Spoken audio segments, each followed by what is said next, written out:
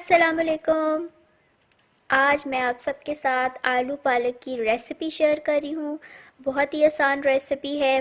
तो चलें देखते हैं मज़ेदार आलू पालक बनाने के लिए हमें किन किन इंग्रेडिएंट्स की ज़रूरत होगी।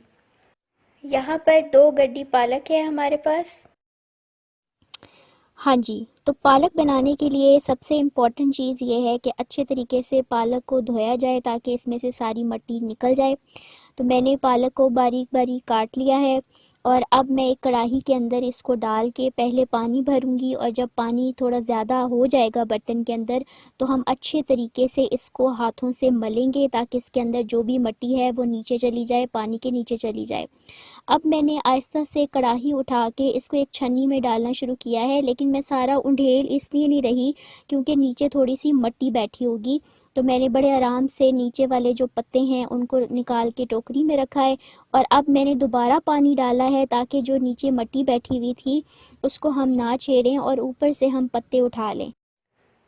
अब हम दोबारा से सारा पालक जो है उसी बर्तन में डालेंगे और उसके अंदर पानी भरेंगे, और पानी भरने के बाद फिर हम अब आराम आराम से पालक ऊपर से उठा के उसको छन्नी के अंदर रखेंगे ताकि जो मिट्टी है वो नीचे बैठ जाए, और हम सिर्फ पालक उठाकर जो है वो उसको छन्नी में रख दें। और अब टोकरी में शिफ्ट करने के बाद हम इस पालक के ऊपर साफ़ पानी एक दफ़ा दोबारा से इस तरीके से बहा लेंगे। हाँ जी, बाकी के इंग्रेडिएंट्स में 3 दरमियानी साइज़ के मैंने प्याज लिए, 2 दरमियानी साइज़ के आलू हैं और इनको हमने अभी नहीं छीला लेकिन मैंने धो लिया है। 2 टेबलस्पून लहसुन अदरक का पेस्ट है, 4 दरमियानी साइज़ की बारीक कटी हरी मिर्चें हैं, हाफ़ टेबल स्पून गरम मसाला, हाफ़ टेबल स्पून हल्दी पाउडर, हाफ़ टेबल स्पून नमक है लेकिन आप अपने टेस्ट के हिसाब से इस्तेमाल करें। हाफ़ टेबल स्पून मेरे पास चिकन टिक्का मसाला है, और इसके अलावा 1 टेबल स्पून मेरे पास लाल मिर्च पाउडर यानी रेड चिली पाउडर है, और साथ ही 1 कप कुकिंग ऑयल जाएगा इसके अंदर।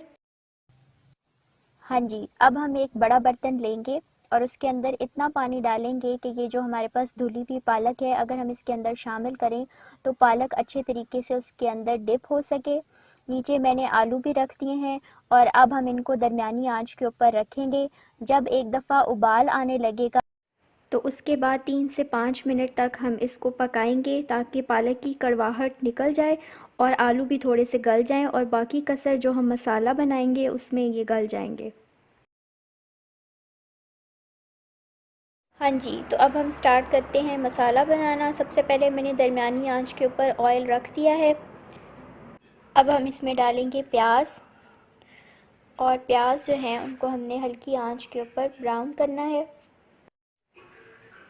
अब हम इसके अंदर डालेंगे लहसुन अदरक का पेस्ट और इसको अच्छे तरीके से करेंगे मिक्स ताकि लहसुन अदरक भी अच्छे तरीके से फ्राई हो जाए प्याज के साथ। वक्फे वक्फे से हम चमचा चलाते रहेंगे। इस स्टेज पे हम हाफ़ कप पानी इसके अंदर ऐड कर देते हैं, और चमचा चलाने के बाद अब हम इसके अंदर रेड चिली पाउडर और चिकन टिक्का मसाला डालेंगे। अब हम इसको करेंगे अच्छे तरीके से मिक्स, और दरमियानी आंच के ऊपर हम इसको 2 से 3 मिनट अच्छे तरीके से फ्राई करेंगे। अब मैंने इसके अंदर 2 से 3 घूंट पानी और शामिल किया है, और साथ ही हम इसके अंदर नमक डाल देंगे। अब थोड़ा सा पानी और ऐड करेंगे ताकि नमक भी अच्छे तरीके से इसमें हल हो जाए।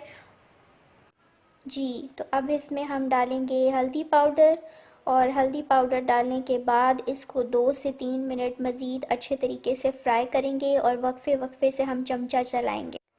इसमें हम कोई टमाटर वगैरह बिल्कुल भी इस्तेमाल नहीं करेंगे, और आप देख सकते हैं कि अब मसाले का कलर काफ़ी अच्छे तरीके से जो है रेड हो चुका है।